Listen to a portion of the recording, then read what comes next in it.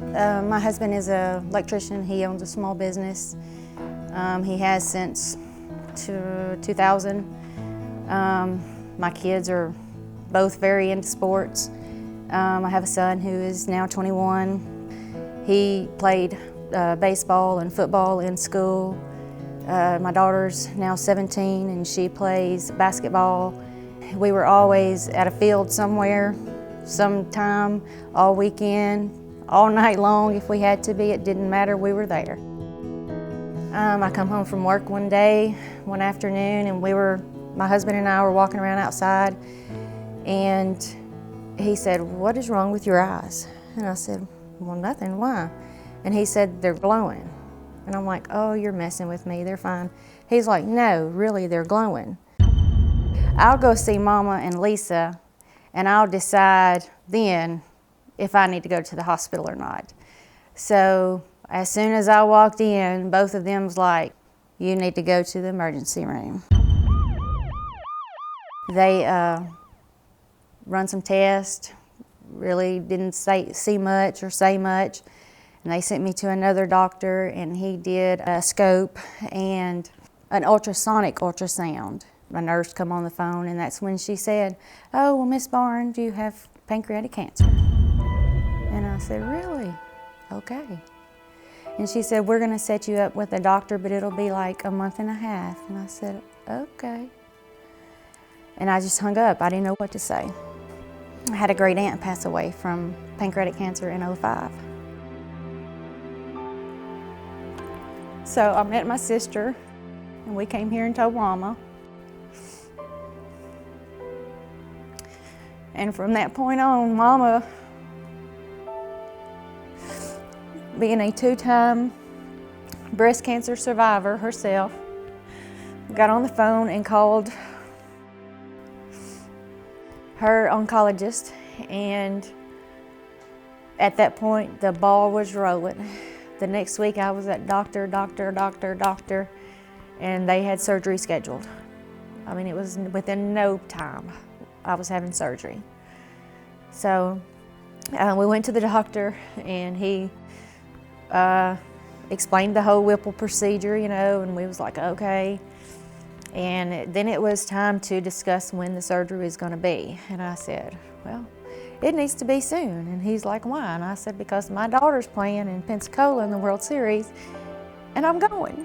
And he said, "I don't know that you'll be going." And I said, "Yeah, I'm going." So surgery was scheduled for June 4th, and we had the surgery. Then started all the chemo and the radiation. And I had it scheduled so that I didn't have any chemo, so I could go to Pensacola to watch her play ball, which we'd done that, and I was fine there. Come back, continued chemo. I had chemo for 6 months. I had radiation for 9 weeks, every day, Monday through Friday. And I had the Gemzar and the F5U chemo. And then, of course, other things started to happen, and I had to have a biliary stent put in because the radiation set my bowel duct up like concrete.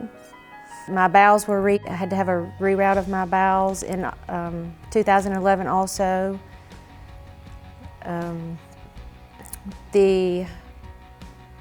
Then all of a sudden, my body ended up with autoimmune hepatitis, which attacked my liver, which caused me to have cirrhosis of the liver, stage 4. It's just been a number of things to deal with every day. This is an essay that my daughter had to do for school, and it's titled "Fighting." Can't even do it.